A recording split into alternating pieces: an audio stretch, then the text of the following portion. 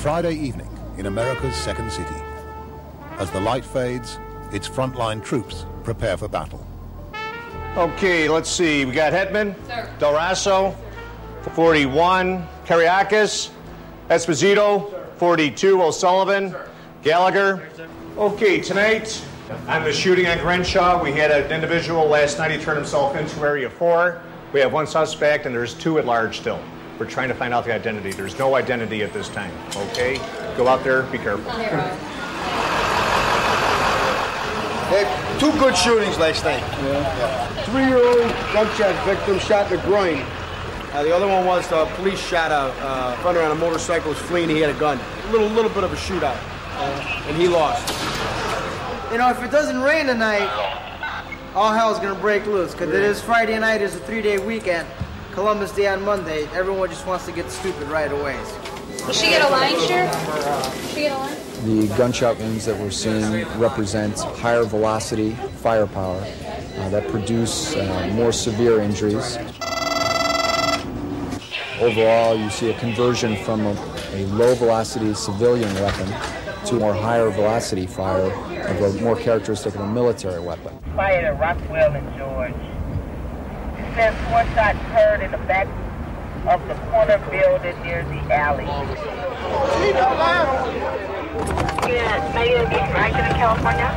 We used to see a lot of sawed-off shotguns. That was about as sophisticated as they got. You guys got it? Yeah, we got it. Good job. Now, it's very seldom that you see a gun that isn't a semi-automatic handgun.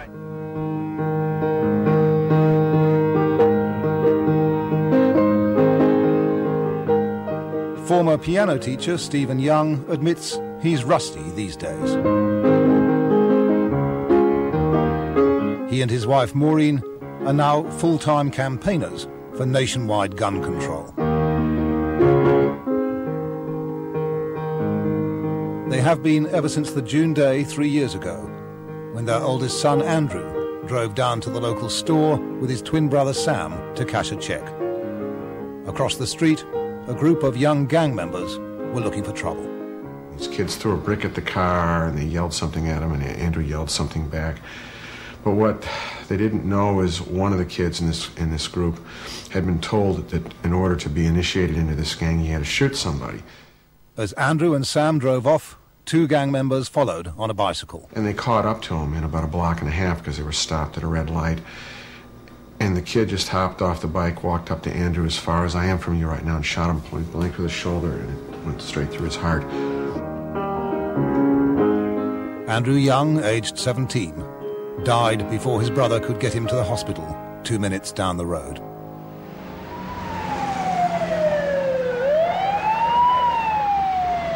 Like everywhere else in America, violent crime in Chicago is declining. Even so, last year there were 536 murders committed with guns in Chicago.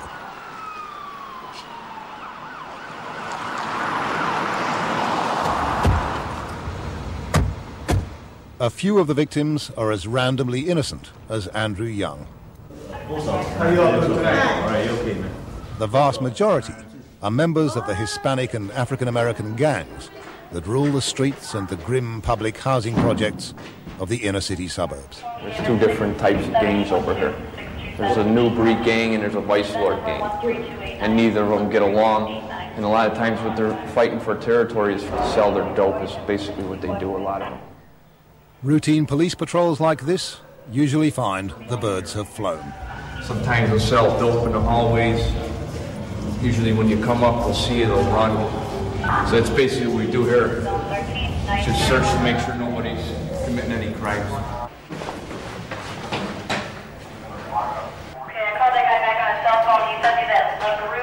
Fortunately for police, shootouts between them and the gangs are rare. You know, they get their automatics, they get their machine guns, they got their shotguns, they got everything. You know, we just carry these little 9mm, that's all we got. So it's definitely an advantage for them. 14211421. What's your name, Jim? 421. What is it? How do you spell it? Meanwhile, in a northside suburb, George Figueroa and Frank Skrock of the Gang Investigation Section are making life miserable for a new member of the Imperial Gangsters. What's your nickname? 2000 North. What is it? Cheeto. Cheeto. Cheeto, let's see the ID that you got. It's George's job to know every member of a gang that's hundreds strong and has territories right across the city. Listen to me. When you got arrested, you got arrested on business? Nah, I never. Put your hand down so I can see your face. You told me you got arrested for a week. A long time. Have you ever, listen to me, have you ever been arrested at any time? He knows their real names and their nicknames, their habits and hangouts and feuds. And he's not a fan. The gangs are so entrenched in some of these neighborhoods that honest, law-abiding citizens are afraid to say anything for fear that their houses are going to be burned down or their children will be victims of drive-by shootings. It's been a serious crime for years to own or buy a handgun in the city of Chicago. But where there are gangs, there are guns. I'll give you an example. When we turn the corner here, this is a building where a lot of people like to hang. This gun could be half a block away. It could be under one of these cars, under the hood, inside one of the cars. Well, here we go. Here's what I'm talking about, right here. And what would they be needing that gun for? For protection. They want to protect their turf because the more turf you have, the more dope you can sell. And the more dope you can sell, obviously, the richer you're going to become. It's just a part of life. It's just like your regular day schedule. This is my regular day schedule. Come on, hang out, see what's up. George Figueroa prevailed on two Imperial gangsters to talk to me. You reckon it's a dangerous life? Yeah, it is dangerous. Because, you know, people could come shooting over here. You could lose your life. You know what I'm saying? My friend and somebody else, they got shot. I don't know. You know what I'm saying? They were joyriding, man. They were joyriding and they ended up in the wrong spot, you know? It wasn't another gang, it was just... Yeah, it was another gang. You know which gang? The Latin Kings right there. So do you have a lot of wars with the Latin Kings? Yeah, that's a war that's on for life.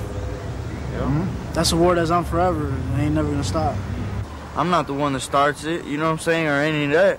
It's just, you know, people come to shoot you, you know what I'm saying? You don't know, we could be walking around right now. You guys, you know what I'm saying, we could just be going in the store. Some car just come past shooting at us, you know what I'm saying? Hey, that's just the way it goes, man. That's how gangs are.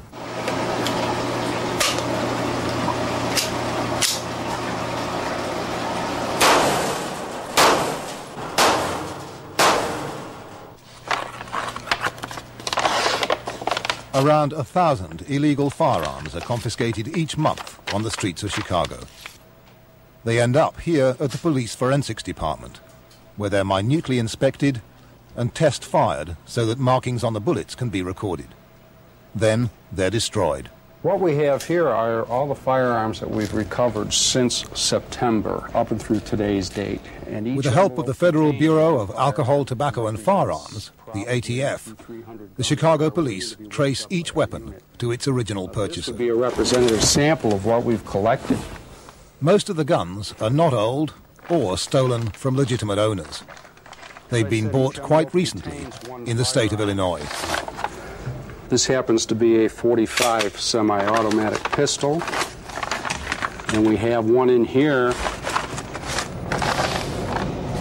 which is 9mm and is capable of firing 50 cartridges. 50 cartridges? 50 cartridges can be loaded into this drum magazine, yes, sir. And it'll fire as fast as you can pull the trigger. Outside Chicago city limits, anyone who possesses a firearm owner's identification card, an FOID card, can legally buy almost any kind of weapon. Another high-capacity firearm that we have, it is very popular among our gang members, is an Intratec. This is also 9mm and has a magazine capacity of 32 rounds. So again, you have high firepower right here. A convicted felon cannot get an FOID card from the Illinois State Police. But that hasn't stopped the gangs from buying guns. Look at someone who has a legit person who's never been arrested. And I say, listen, here's $300. I want you to buy me that semi-automatic handgun. Whatever the change is, you can have it. Maybe the guy will pay $250 for it. Say, run him. Well, the guy just made a $50 profit. They'll do it for money. That's where the straw purchases come in, where someone who can buy a gun will for the person who cannot.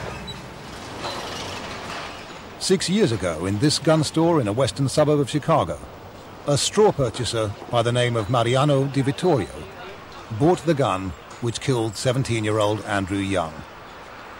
The real buyer, a Chicago gang member and convicted criminal, was standing right beside him at the time. The owner of the gun store asked the criminal, "Can you fill out the 4203 form, which is the background check form? 1 yes, and you can't buy a gun." He said, "I can't fill that out."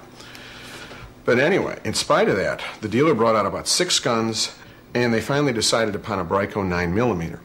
And then, as they filled out the paperwork with the identification card of Di Vittorio, who was fronting as the buyer, the criminal passed the cash in full view of the dealer to the buyer.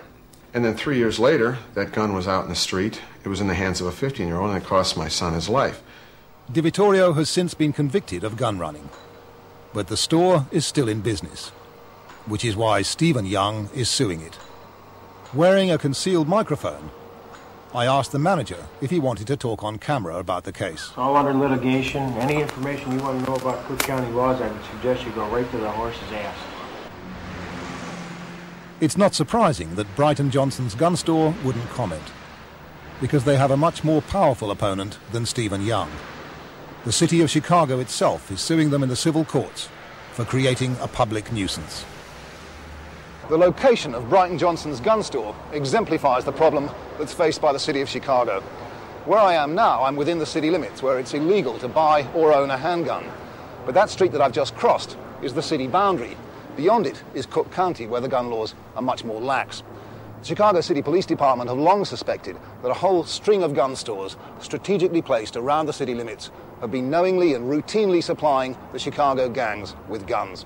Their problem was to prove it. So they set up a remarkable undercover sting operation which targeted this store among many others. It was codenamed, perhaps rather dramatically, Operation Gunsmoke. What we did was we got several police officers and put them in roles of obvious gangbangers or other criminal types, and sent them into gun stores with fake driver's licenses, identification, and in a course of about 64 days of actually buying weapons, we purchased over 170 weapons, utilizing 3 officers doing the purchasing. Operating outside their own jurisdiction, the Chicago police weren't authorized to use concealed microphones. But they did tape some of their encounters from outside the store. In this case, the 2 African-American customers are policemen posing as gang members. The shorter one has a firearm owner's identification card. The taller does not. But the gun shop counter clerk willingly lets both handle a variety of weapons, itself an illegal act. It's the man without the FOID card who actually pays a deposit on the guns, although the gun dealer willingly records it as a purchase by the FOID card owner. Obvious straw purchases like this are bad enough. Worse still, the police claim, they made it perfectly plain to the dealers that the guns were to be used for criminal purposes. The conversations that took place between the officers and the dealers or the counter people in the stores were absolutely revealing and amazing to us. B&H Sports is just one of 12 gun dealers targeted by Operation Gunsmoke, and in this court document there are pages of evidence of conversations that allegedly took place between undercover policemen posing as gang members and the sales clerks here. This is just one of them. An undercover policeman says to the sales clerk that someone owes him money and needs to be dealt with before he leaves town. He needs, quote, to get a tech for his ass. A second undercover policeman agrees that they have to, quote, take care of business today. The sales clerk recommends an Intratec 9mm assault weapon that can fire 100 rounds per load. He tells them, quote, you made a good choice. This will take care of the business.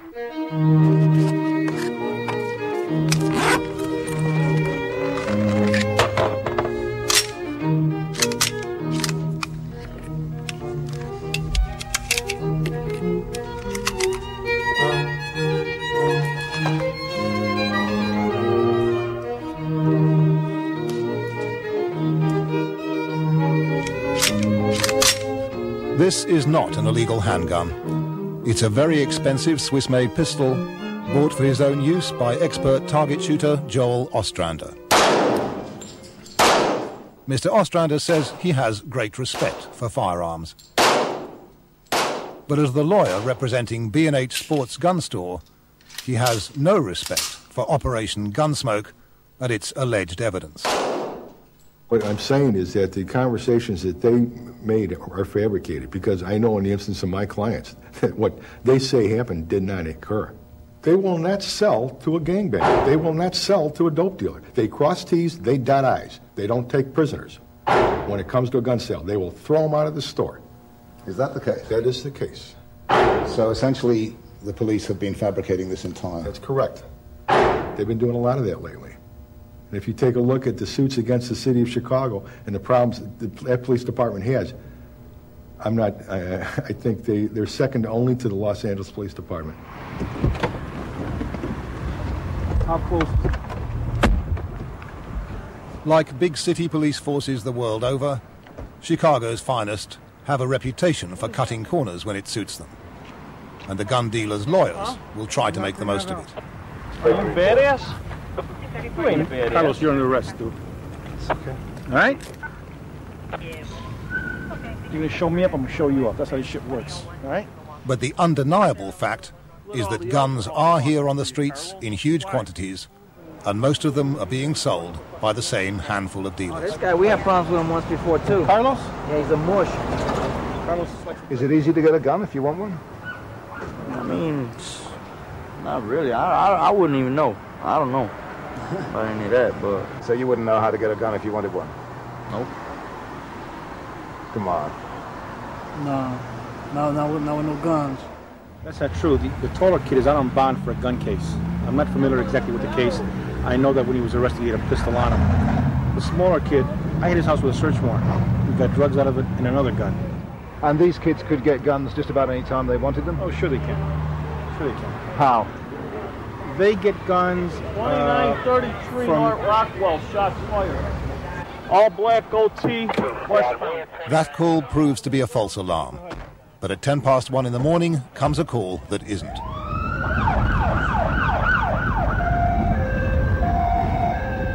We catch up with the ambulance on its way to Illinois Masonic Hospital's trauma unit.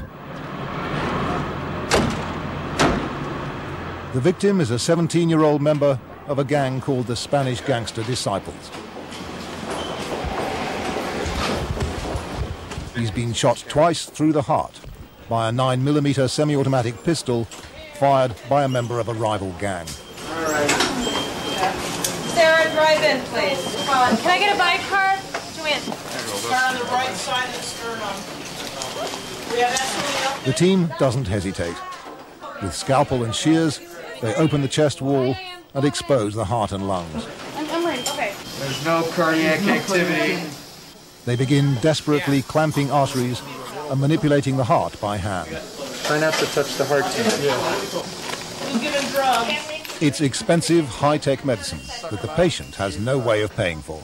We got a line here in just a minute. The taxpayer will foot the bill. He has a pulse. We've got a great carotid pulse. After 20 long minutes, almost miraculously, the patient's heart begins to beat again. Look at it, picking up. Yeah. Good work, guys. Right on. Yeah. All right. It's a little premature. They know that the odds are still heavily against their patient's survival. And even if he lives, he may well be disabled for life. In that case, the cost will run into millions. Check his blood pressure. Did anybody give a... We as adults are coming together to protect our children. And all these children are our children. It doesn't matter how young they are, doesn't matter what color they are, what religion, it doesn't matter where they come from. And when you pick up a newspaper, you hear about a child getting killed, another one getting shot because of drugs. Enough is enough. That's what it is. Enough is enough. Hello. Mayor Richard Daley has certainly had enough. Each Saturday morning, in community after community around the battered edges of his city, he tries to rally concerned citizens to fight the gangs and the drugs and the guns. We want peace. We want peace. In the street. In the street. Up with hope. Up with hope. Down with dope. Down with dope. But Mayor Daley knows that what's needed is a change of heart far beyond inner-city Chicago. In the street! In the street! That's why his city and 24 others are suing not just the small-time gun dealers, but the firearms manufacturers, domestic and foreign. Down with dope! Down with dope! Colt and Smith & Wesson, Beretta and Glock have been scooping profits from the illicit gun trade in Chicago, he says. And he wants them to change their ways or pay for the lethal consequences. They're selling guns outside the city and type of weapons, and they know they're coming in the city. Simple as that. That's called a public nuisance. If they're sending X amount of weapons each week and each month, enormous amount of weapons outside the city of Chicago, they're not ending up in California. To Joel Ostrander, it's absurd to blame the gun makers just because some people misuse their products. We could take the same theory and sue automobile manufacturers because if you don't have cars, you don't have drunk driving. Or let's do this one, the silverware manufacturers. Let's sue them because forks cause obesity. That's the same rationale that they're using with this piece of metal. Actually, I think the ulterior motive, and I think it's pretty well obvious to everyone, is that by bringing all of these suits, they're trying to bankrupt the gun makers and the entire industry. A lot of times when they're use a weapon against a police officer, it's always been, for the most part, it's been a handgun. There are certainly plenty of people in Chicago who wouldn't be sorry if every handgun manufacturer in America followed Colt and got out of the business. Of course, that won't happen. But those who remain, say the activists, must be made accountable for the mayhem their products cause. For me, it almost feels like a river of violence, and at the mouth of that river are the manufacturers. I think somewhere along the line we're going to get a major breakthrough which will bust these guys right down to their shorts, and they're going to have to pay up. Then they're going to stop pumping these guns into the streets when they have to start paying for it. Got no heart rate. For now, it will be his grieving family that will pay for Gilberto Arellano's funeral. 40 minutes after his heart was restarted, it stopped again, this time for good. In the small hours of the morning, the doctors declared him dead. Oh, we call it 223. Yeah, 223. In the bloodless columns of the City of Chicago's crime statistics for 1999, Gilberto Arellano will be listed as homicide victim number 513.